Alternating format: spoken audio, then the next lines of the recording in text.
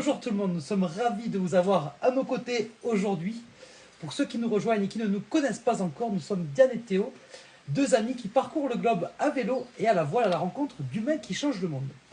Et pourquoi est-ce qu'on est ici aujourd'hui? On est ici pour vous parler d'une expérience, je pense, mémorable, la plus belle expérience que nous ayons vécue. Et elle concerne les peuples Kogi. Et Diane va vous le décrire en quelques secondes. Donc les Kogi, c'est une communauté indigène millénaire qui réside au beau milieu de la Sierra Nevada, donc pas loin de Palomino, où on s'est installé pour un mois pour bosser sur les projets du moment. Et on a eu la chance d'être mis en connexion avec José, qui est un jeune de 21 ans, qui a été notre contact pour nous permettre de s'immiscer, de s'immerger dans la culture Kogi. Et grâce à lui, on a pu partir pour une semaine de tournage, de reportage, mais surtout d'immersion dans une civilisation d'un autre temps où on a pris des sacrées claques. Ouais, je pense que c'était vraiment, s'il y avait un tournage duquel on devrait se rappeler, ce serait probablement celui-ci parce qu'il était vraiment unique en son genre. Donc, on remercie d'avance toutes les personnes qui ont posé des questions auxquelles on ne manquera pas de répondre. Notre huissier de justice, Maître Étienne Doua, va nous les apporter d'ici peu. Avant cela, je vous rappelle les consignes du jour. Donc, nous sommes là pour passer un bon moment et on vous invite bien sûr à utiliser le chat ici présent sur le live pour poser des questions et on fera en sorte d'y répondre. Petit rappel avant de débuter, vous retrouverez dans un cache inspiration le moyen que nous avons trouvé pour aller filmer les Kogi. Donc si jamais vous vous demandez comment on a fait pour avoir ce tournage, la réponse, elle est sur YouTube. Alors sans plus tarder, j'appelle Maître Étienne Douat qui va venir nous amener les questions de nos auditeurs. Bonjour Maître, comment allez-vous? Toujours aussi barbare. Cette semaine, nous avons droit à la fiole magique à questions. Allez Diane, je te laisse ouvrir le bal. C'est parti. Alors, première question. Théo. Et on commence fort. Est-ce qu'on devrait adapter le mode de vie des Kogi? Adopté? Adopter. Peut-être tu peux nous briefer un peu sur à quoi ça ressemble le mode de vie des Kogi? Alors, le mode de vie des coquilles, je pense qu'il n'y a rien de plus simple. Il n'y a pas de fioriture, c'est vraiment du basique et de l'essentiel. Pour vous donner une ordre d'idée, nous sommes arrivés là-bas où, dans une maison, on vous raconterai un petit peu l'aventure qu'on a vécue pour y arriver, sans eau, sans électricité, on se chauffe au bois, on fait du feu, on n'a pas de provisions, on n'a pas d'eau courante, donc c'est vraiment un mode de vie simple, simple, simple à la route. Je pense qu'il y a beaucoup de communautés dans le Larzac qui pourraient en être jaloux. Alors est-ce qu'on devrait adopter leur mode de vie? Honnêtement, on n'en serait pas capable. C'est clairement impossible. On peut par contre s'en inspirer et ça on y reviendra. Il y a plusieurs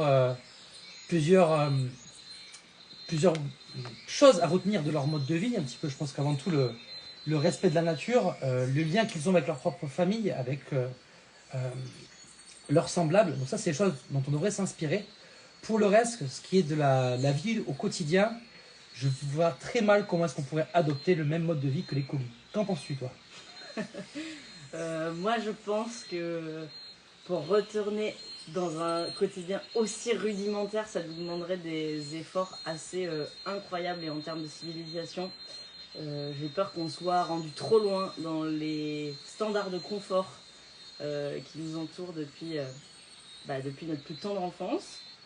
Donc ça me semblerait difficile.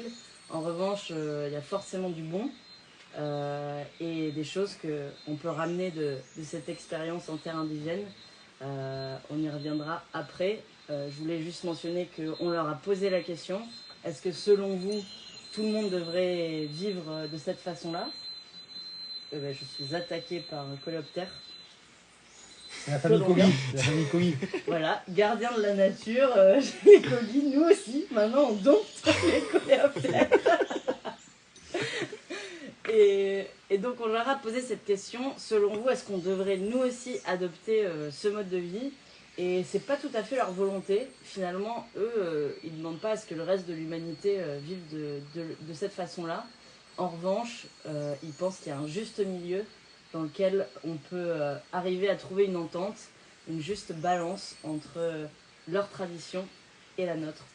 Ouais, pour renchérir sur cette question, les Kogi, ils ont un peu gardé le même mode de vie depuis des millénaires, alors que le nôtre a quand même beaucoup évolué. Donc on ne pourrait pas retourner à vivre de leur manière. Enfin, essayer de faire l'essai, hein. Partez en un week-end sans eau, sans électricité, sans feu, puis essayez de survivre pendant tout ce temps-là. En revanche, vraiment, voilà, nous, la philosophie qu'ils nous ont un petit peu transmise, c'était plus celle de cet amour et du respect du vivant, point sur lequel nous allons revenir. On rappelle pour tous les gens qui nous rejoignent, parce qu'on voit que de plus en plus de monde nous rejoint sur ce live, donc nous sommes Diane et Théo pour ceux qui ne nous connaissent pas, et aujourd'hui on va vous parler de notre séjour chez les Kogi, communauté indigène qui vit en harmonie avec le vivant depuis des millénaires. Et donc on vous invite à poser vos questions dans le chat, et on y répondra sans faute. Voilà, est-ce qu'on passe à la prochaine question? Allez, boulag.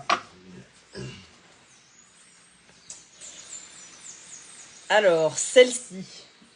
La complexité se trouve dans la simplicité et on nous demande un mot chacun pour décrire notre ressenti après cette rencontre. J'en aurais 3, mais c'est un mot composé. Moi, ça serait hors du temps. Tu me l'as volé? Non, Si. non. Ok. Dans ce cas, moi, je choisis lunaire parce que c'était rien de ce qu'on connaît et une remise en question totale de nos repères, de notre confort et de notre quotidien. Et pourquoi hors du temps? Non, je t'ai piqué. Et j'aurais dit hors du temps parce que c'est un retour un peu à l'âge de pierre, hein, où on se nourrit de ce qu'on a cultivé, on se chauffe avec ce qu'on est allé couper dans la forêt et on vit entouré des siens en harmonie totale avec notre environnement. Je pense que c'est un bon résumé hors de notre temps en tout cas, hors de la modernité qu'on connaît. Et donc... Moi, pour dire lunaire, je dirais lunaire parce qu'on est arrivé là-bas et on était les premiers hommes blancs qu'ils rencontraient, déjà qu'ils accueillaient chez eux et forcément donc qu'ils rencontraient. Donc on se dit en fait, ça existe encore. Nous on pensait que ce genre de tribus qui vivent dans l'Amazonie n'existe que dans les documentaires de Arte ou encore David Attenborough. Mais non, on a eu la chance d'être accueillis par une famille qui n'avait jamais accueilli d'hommes blancs occidentaux chez eux et encore moins nous avait rencontrés.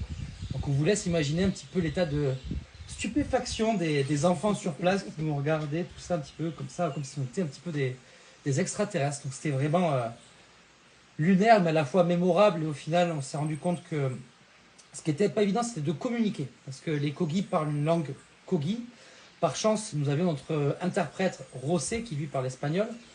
Et donc c'était la première fois nous qu'on avait affaire à ce genre de tournage où on a un interlocuteur en face de nous qui ne parle pas notre langue. Et donc au quotidien, c'était pas évident non plus. Mais ce qui était assez drôle, c'était que même sans arriver à communiquer avec des mots, on arrivait à se comprendre à travers des signes, à travers des émotions. Et ça, c'était vraiment lunaire. C'était magique également aussi, c'est un mot qu'on pourrait employer. Et je pense qu'il y avait vraiment aussi cette notion d'émerveillement. Chaque soir, avant de se mettre au lit dans nos petits duvets sous notre petite maison, de se dire mais quel truc de ouf on est en train de vivre. En fait, on est les premières personnes dites civilisées qui arrivent chez eux. Et on a la chance de vivre ça, c'était extraordinaire. D'autres questions? Et je crois qu'on a une question dans le chat. Parlait-il espagnol? Du coup, voilà, comme Théo vient de le mentionner, c'était la première expérience pour nous d'interview dans une langue totalement étrangère, pour le coup, puisqu'ils ont leur propre dialecte, le Kogi. Et il y a très peu d'entre eux qui parlent l'espagnol. C'est pas une langue qu'ils leur est enseignée. Et donc, les quelques jeunes qui aujourd'hui ont pu aller à l'école de manière un peu plus civilisée, traditionnelle pour nous, ont eu la chance d'apprendre les bases. Et donc nous, on a pu vivre cette expérience avec un traducteur, interprète qui était José, donc le fils de la maman chez qui on a été accueillis. On a une question de nos internautes qui demandent s'ils ne nous envient pas du tout, même les enfants quand ils ont vu la technologie et la caméra. Wow.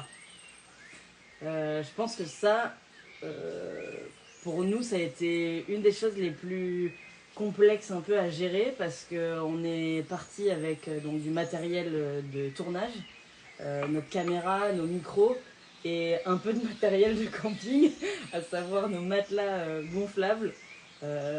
Lampe frontale. Ouais, dynamo. Dynamo. Et en fait, eux, en lien avec la technologie, c'est des personnes qui ne se sont jamais vues. Ils n'ont jamais vu leur vrai visage, à part leur reflet dans l'eau, parce qu'ils n'ont pas de miroir chez eux. Donc quand on arrive avec des caméras, qu'on les prend en photo et qu'ils se regardent, vous avez dû voir leur regard, un peu la stupéfaction qui se dégageait de leur visage, c'était vraiment quelque chose de très fort. Et la technologie, en fait, j'ai pas l'impression vraiment qu'ils nous l'envient. Même quand on leur a offert donc une petite lampe, une petite dynamo, bon bah eux, c'est super, mais au final on arrive bien à vivre sans ça, donc pourquoi est-ce qu'on en aurait besoin? Ouais, je pense pas que ce soit de l'envie, je pense juste que c'est de la curiosité parce que pour eux c'est du matériel extraterrestre, ils ont juste les quelques outils rudimentaires qui leur permettent en fait de vivre, voire de survivre. Dans la famille dans laquelle on a été reçus, ils avaient quand même un petit panneau solaire qui leur permet de recharger des lampes en fait. Et pour tout le reste, ça relevait d'un monde extraterrestre pour eux. Et c'était là que pour nous, c'était un peu le défi de ne pas imposer ça et cette technologie à leur tradition et à leur culture. Et aussi de ne pas vouloir un petit peu, c'est pas salir, mais en tout cas de ne pas vouloir venir arriver avec un petit peu d'homme blanc civilisé qui vient un petit peu enlever la pureté de ses enfants, parce qu'en fait, là où nous étions hébergés, donc chez la mère de Rossé, qui a presque 70 ans, qui est mère de 13 enfants, et elle éduque 3 de ses petits enfants, donc qui avaient entre 6 et 11 ans. Donc on était avec la grand-mère, les 3 petits-enfants et Rossé. Et donc voilà, il y avait beaucoup un petit peu ce jeu avec les enfants. L'idée c'était vraiment de ne pas vouloir les contaminer avec nos outils modernes. Et je pense qu'on a réussi à faire la part des choses, mais des fois on était là, ok, bon, peut-être que là on va arrêter. En tout cas, je pense qu'elle était très, très heureuse de nous recevoir et de découvrir un petit peu leur visage pour la première fois. On a une autre question, Sylvie qui nous demande, en cas de problème de santé, comment ils font? Très bonne question. Alors déjà, ils n'en ont pas beaucoup parce qu'ils mangent très bien. Donc en fait, le fait de manger que des produits naturels qui proviennent directement du champ à l'assiette, ça diminue un petit peu les risques de maladies qu'on peut avoir chez nous. Sinon, ils font beaucoup de traitements de maladies par la spiritualité à travers le mamo, qui est un petit peu le guide spirituel du village. Il y a des traitements bien sûr à travers la médecine des plantes, médecine naturelle. Et enfin, en cas de gros pépins techniques, il y a aussi un centre de santé à quelques heures de marche qui peut être en connexion avec le monde moderne où ils peuvent envoyer des hélicoptères parce qu'on est dans un endroit très reculé. Est-ce qu'on prend une autre question du pot et voilà. Allons-y, je te laisse l'honneur de Parfait. mettre la main dans ce récipient de porcelaine. N'hésitez pas, on le répète, à poser les questions dans la boîte de chat. On est là pour passer un moment et pour vous révéler un peu tout ce qu'on a vécu, cette expérience extraordinaire. Alors, top 3 des claques qu'on a reçues chez les Kogi.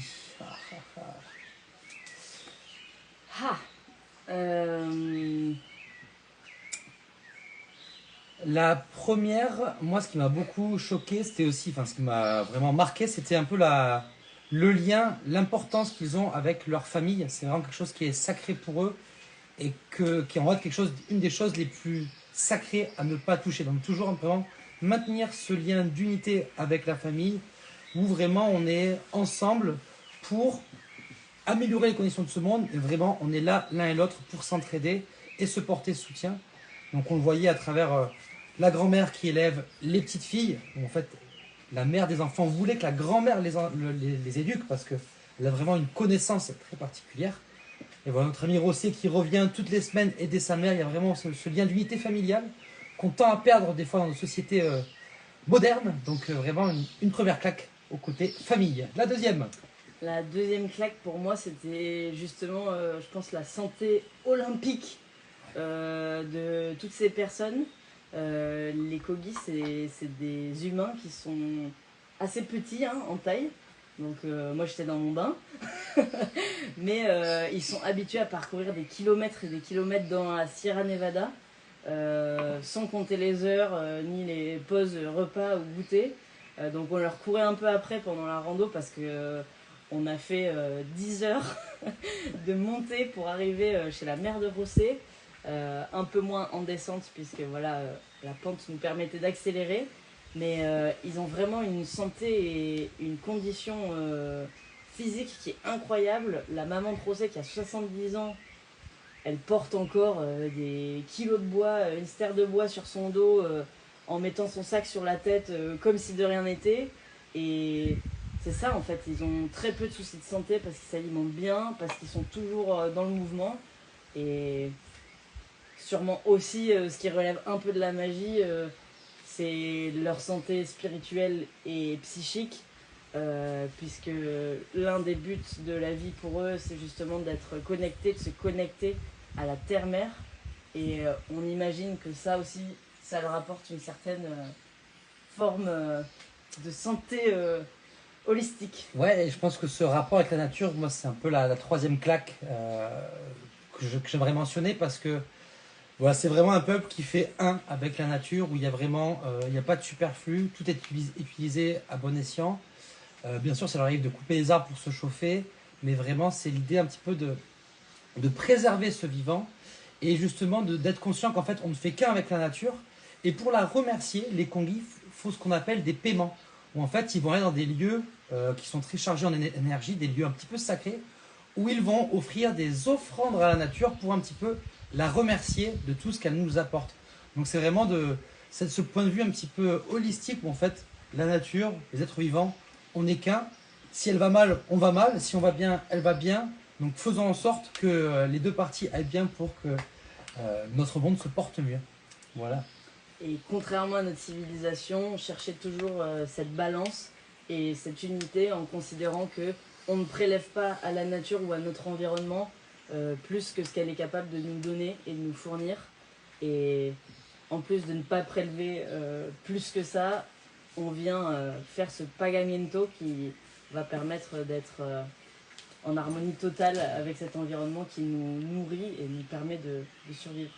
Au niveau des claques, il y a aussi forcément une notion de sobriété, de minimalisme, parce que quand on est dans de telles conditions, forcément, on se contente de l'essentiel, et ça, c'était assez beau à voir, à la fois chez José que chez sa mère ou les enfants. En fait, ils portent tous le sourire sur leur visage, et en fait, ils n'ont pas besoin de grand-chose pour être heureux. Et je pense que ça, c'était aussi une des belles claques qu'on a prises, c'est de dire, ok, si eux sont heureux, on n'a pas d'autre choix que d'être heureux à notre tour. Donc on rappelle pour les gens qui nous rejoignent, on voit qu'il y a une nouvelle personne. N'hésitez pas à poser vos questions dans le chat sur notre séjour chez les Kogi, ce peuple millénaire qui vit en harmonie avec le vivant, chez qui nous avons passé 4 jours en immersion. D'ailleurs, on vous proposera à la suite de ce live d'aller sur YouTube pour regarder le premier épisode de notre séjour chez les Kogi qui vient juste d'être partagé. On embraye sur une prochaine question. Quels sont leurs rêves? Ah, waouh! Vous avez des belles questions. Quels sont leurs rêves? Je pense que ils ont beaucoup dans leur civilisation cette notion de l'exemple et de l'inspiration des anciens. Et ils aspirent généralement à devenir en fait finalement la meilleure version d'eux-mêmes et le meilleur apport à leur communauté.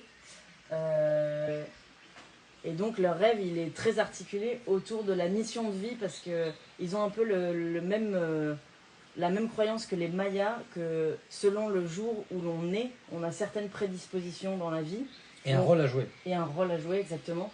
Et donc l'enfant va être élevé par telle ou telle personne dans la communauté pour lui transférer ces connaissances-là, pour lui transmettre ses compétences.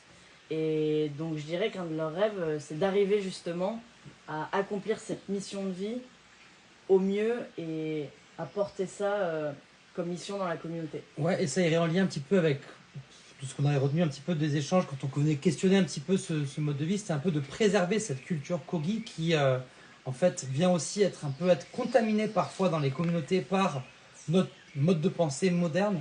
Vraiment cette idée de garder un petit peu l'essentiel de cette culture, l'art du chant pour faire tomber la pluie, l'art de la danse pour respecter les oiseaux, l'art de faire des paiements à la nature pour faire en sorte que la nature reste abondante et qu'on évite les catastrophes naturelles, etc. Donc c'est vraiment le rêve de faire perdurer la beauté de cette culture qui existe depuis des millénaires maintenant. Donc, qu'est-ce qu'on a comme question? On nous demande comment avez-vous fait pour qu'ils acceptent que vous passiez du temps chez eux? Et ben... Ça, c'est la magie inspire. Ça, c'est la sauce inspire. Je te laisse, je laisse mon envoyé spécial raconter cette histoire. Ça a été en fait un concours de circonstances qui ne prédestinait en rien un tour chez les Kogi.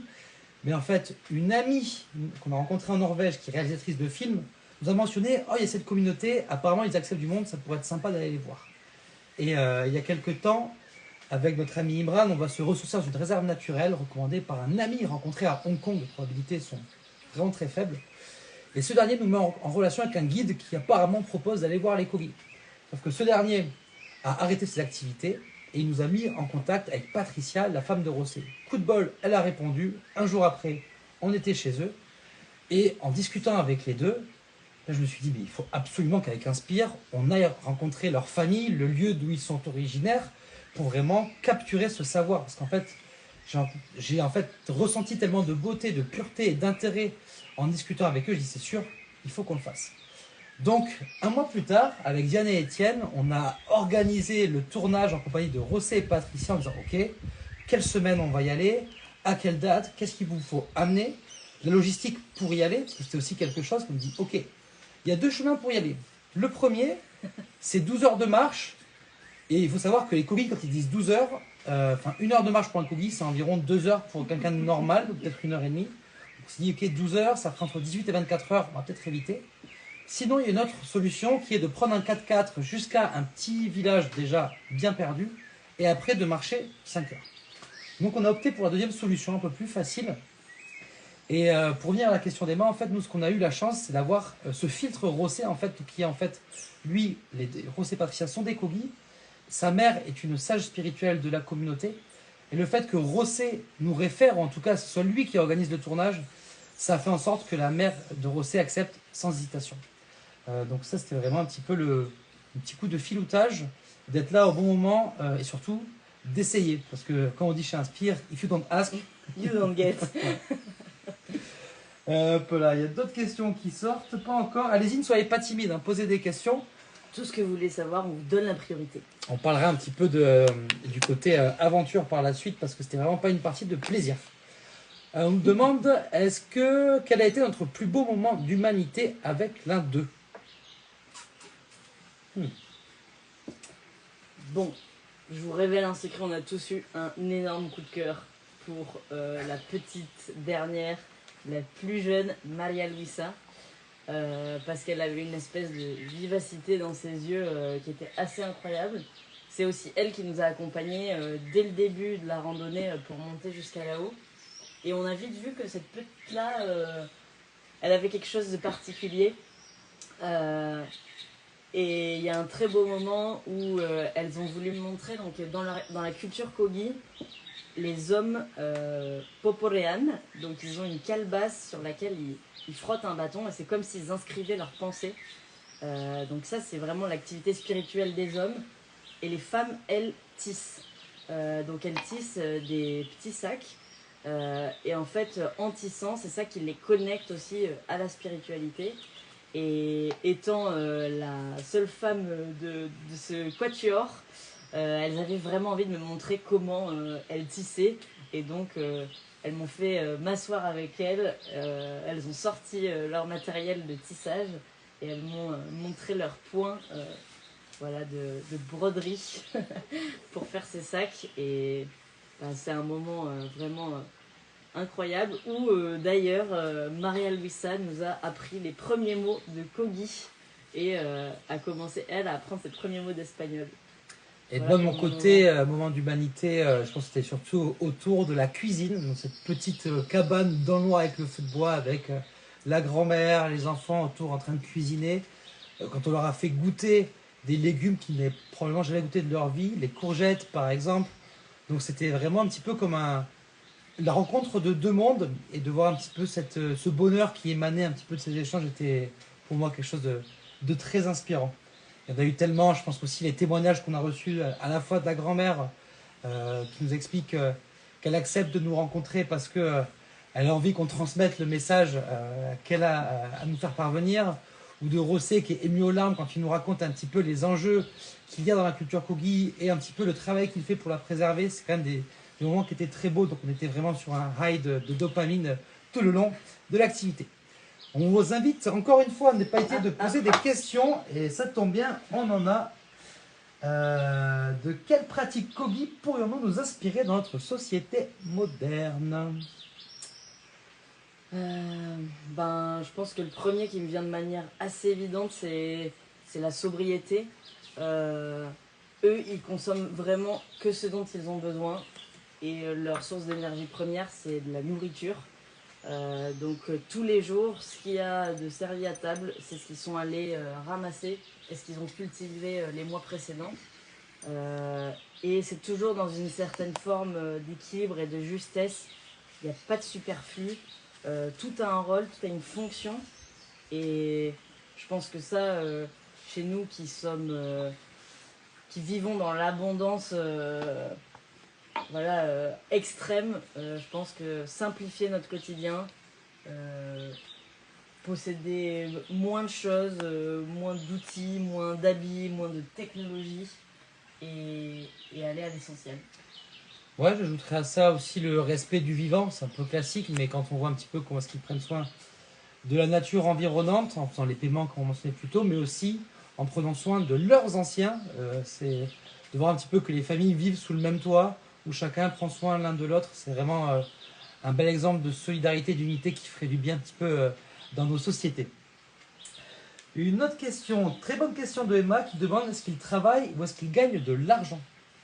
Alors, pas tous, ça dépend. En fait, c'est là où c'est intéressant, c'est que la communauté Kogi, la culture Kogi arrive un petit peu à l'entre-deux-mondes où soit elle reste comme elle était il y a des millénaires au risque qu'elle s'éteigne, ou soit elle s'adapte un petit peu.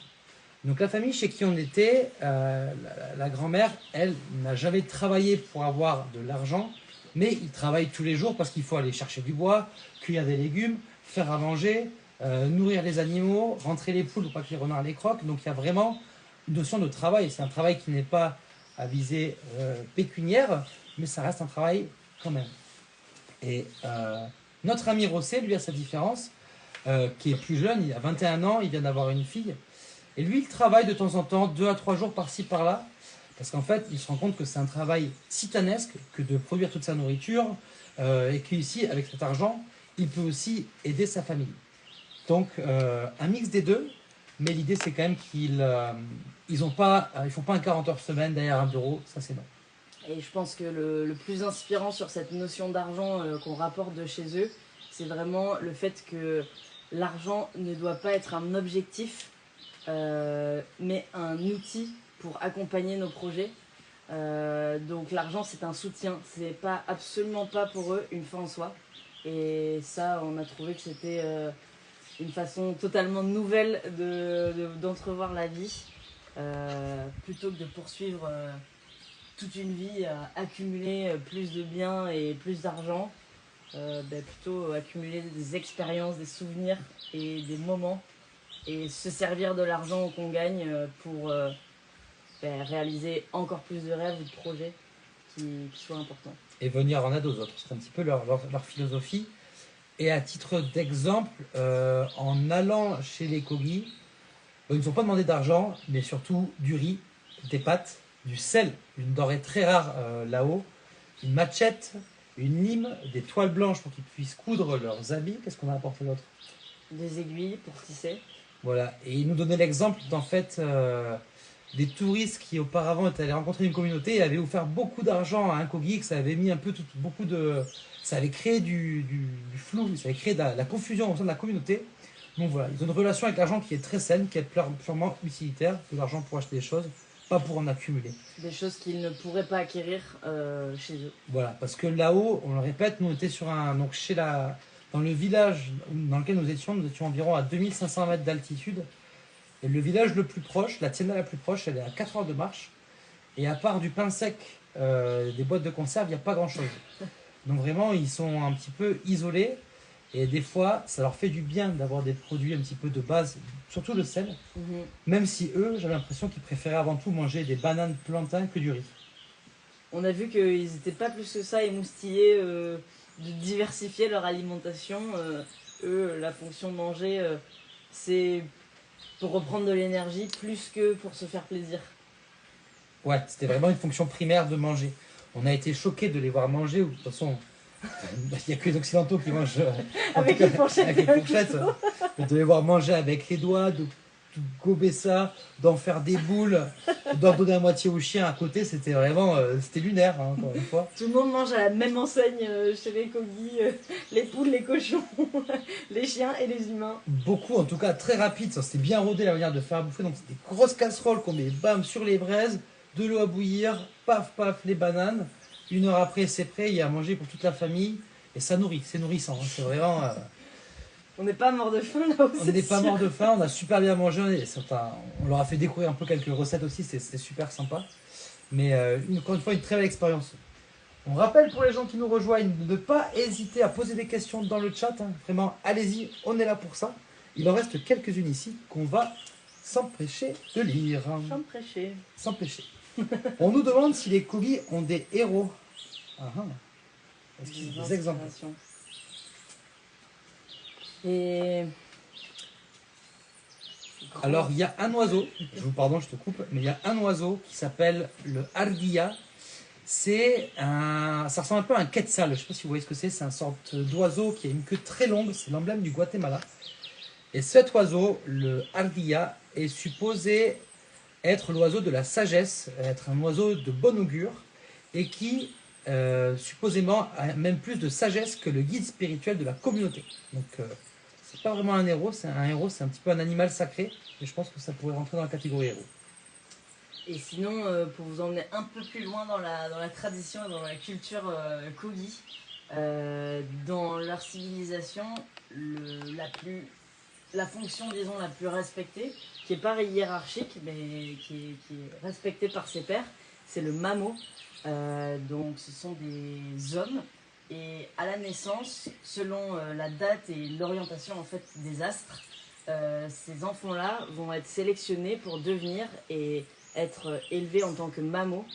Et pour être mamo, ils vont passer 2 fois 9 ans dans le noir, pendant lesquels en fait ils vivent la nuit et non pas le jour. Et on va leur transmettre tous les savoirs spirituels pour guider la communauté. Donc c'est un peu comme les druides ou voilà, les guides de la civilisation. Et il y a la version aussi chez les femmes qui s'appelle les Nabas. Et la mère de José, chez qui on était accueillis, était justement une de ces Nabas. Et elles sont donc les grandes sages de la communauté Kogi. Donc c'est pas des héros, mais ce sont des gens qui vont être respectés par la communauté comme étant des personnes qui vont les guider et les aider à progresser dans leur cheminement spirituel. Voilà. Et pourquoi la distinction? On nous a posé la question s'il y avait des rôles hommes-femmes et comment ils étaient répartis. Donc oui, bien sûr, il y a une distinction. Et chacun des activités particulières, un petit peu, qui permettent de les reconnecter avec le vivant. Donc corporeal, comme disait Diane, avec ce petit bout de bois pour les hommes, les femmes qui couent. Et aussi, en fait, voilà, l'anaba, qui est un peu la guide spirituelle des femmes, elle, c'est seulement les femmes qui vont s'y référer, pendant que pour les hommes, c'est seulement le mamo auquel les gens vont se référer. Et hormis tout ça, le mamo, l'homme a quand même un peu plus figure d'autorité que l'anaba. Donc voilà un petit peu pour cette distinction homme-femme, même si dans la vie de tous les jours, tout le monde contribue un peu de part égale à la vie en communauté. Les femmes cuisinent de manière plus générale, pendant que les hommes font plus le travail physique, récupérer les légumes, etc., le bois. Et l'éducation des enfants, j'ai l'impression aussi, est quand même beaucoup prise en partie par les femmes. Il y a aussi, je pense qu'on peut mentionner ça dans leur culture, c'est que les femmes, en fait, donc eux, ce en quoi ils croient, c'est la mère nature, la Pachamama, Gaïa, ça a des noms différents dans différentes civilisations et cultures. Chez eux, ça s'appelle Aluna, et c'est la mère. Et donc, les femmes, dans leur civilisation, sont les descendantes directes de cette mère, donc ont quand même une place et une position qui spirituellement est plus élevée que les hommes, puisqu'on serait des connexions directes à cette mère-là, et qu'on permettrait forcément du coup la passation de la vie, la procréation et la floraison. Voilà, on rappelle pour les gens qui... Ah, on a encore une autre question. On me demande s'ils sont nombreux et présents dans d'autres pays. Excellente question. D'après nos sources, parce que les Kogis sont des très bons mathématiciens et astrologues, mais par contre les ordres de grandeur c'est pas trop leur fort, y compris les estimations d'heures de randonnée. Il semblerait qu'il y ait une communauté de 20 000 personnes réparties dans la Sierra Nevada, dans différents pueblos. Et dans notre pays, non, puisque c'est vraiment les Kogis, c'est la communauté indigène, le peuple premier de cette zone-là du monde. Il y a d'autres communautés indigènes partout sur le globe et qui portent d'autres noms, qui ont d'autres cultes et d'autres traditions. Mais eux c'est ça, ils sont localisés dans le nord de la Colombie, donc la Sierra Nevada. C'est une région qui est magnifique et qui a la particularité d'héberger en fait quelques-uns des ultimes glaciers forestiers. Voilà, petit indice, on en reviendra pour la suite, mais on va aller filmer un projet en lien avec ça très bientôt. Et en fait, la Sierra Nevada est vraiment en fait face à la mer des Caraïbes. Donc c'est vraiment un lieu qui est assez mystique parce que vous avez derrière vous des glaciers et face à vous la mer Caraïbe avec les noix de coco. Si jamais vous voulez en savoir un peu plus sur les Kogis, il y a un super épisode du podcast Sismique avec Éric Julien. Il y a aussi un reportage qui s'appelle Aluna sur YouTube. Notre ami Thomas Pesquet est aussi allé en terre Kogi. Voilà un petit peu, vous trouvez ça en libre accès sur YouTube. Voilà. Est-ce qu'il nous reste des questions en chat? Pas de questions dans le chat. Que non.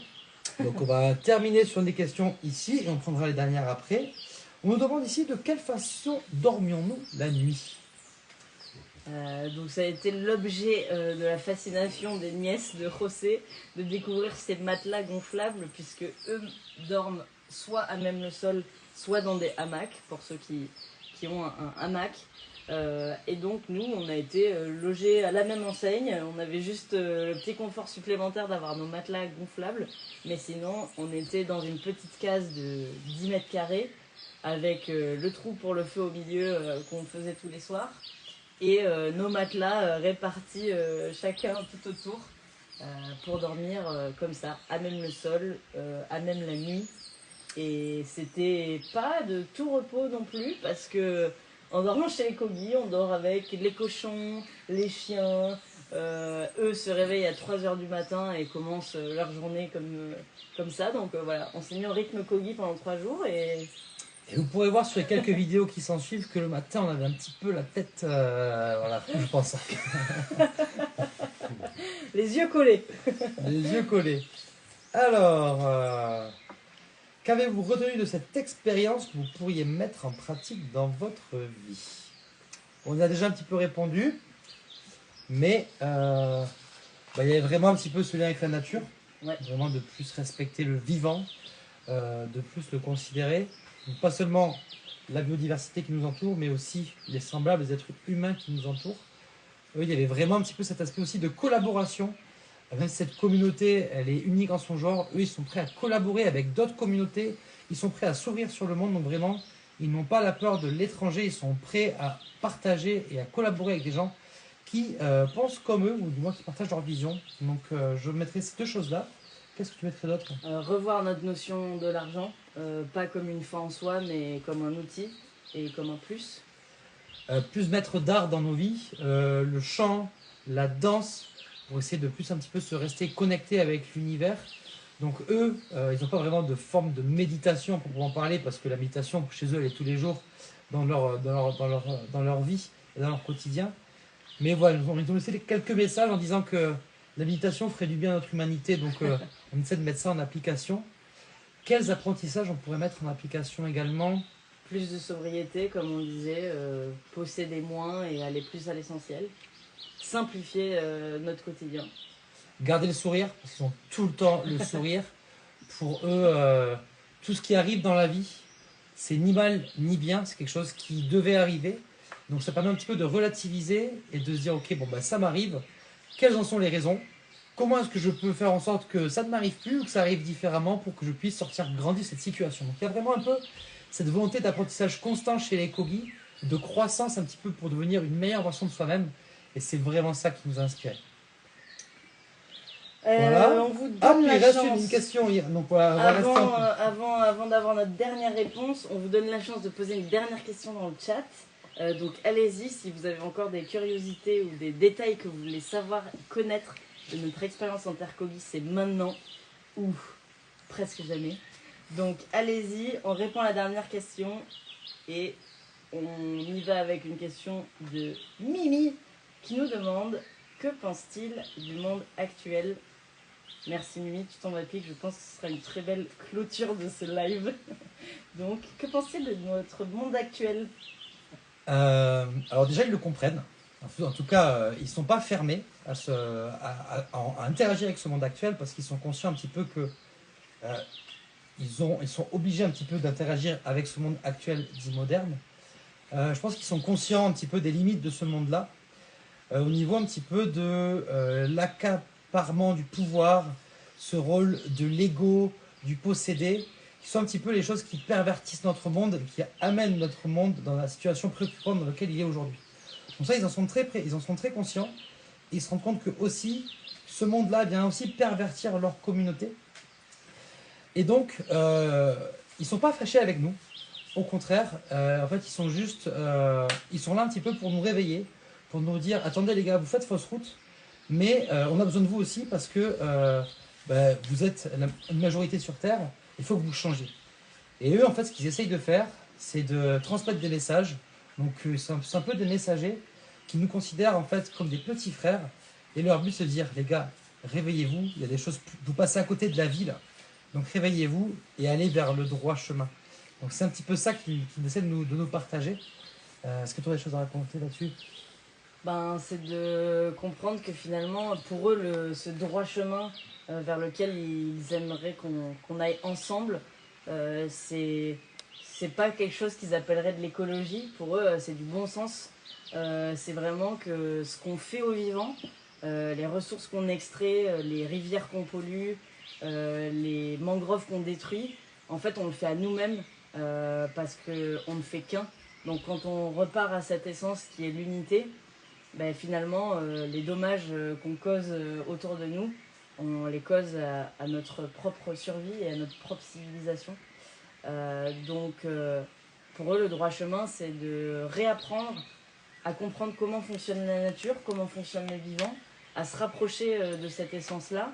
Et finalement, nos comportements, ils découleront assez naturellement en harmonie avec notre environnement. Et c'était aussi pour conclure sur ce beau chapitre, quand on a demandé à Rossé, quand on lui a parlé un peu de notre projet, de ce qu'on faisait, et on lui a demandé la question comment changer le monde.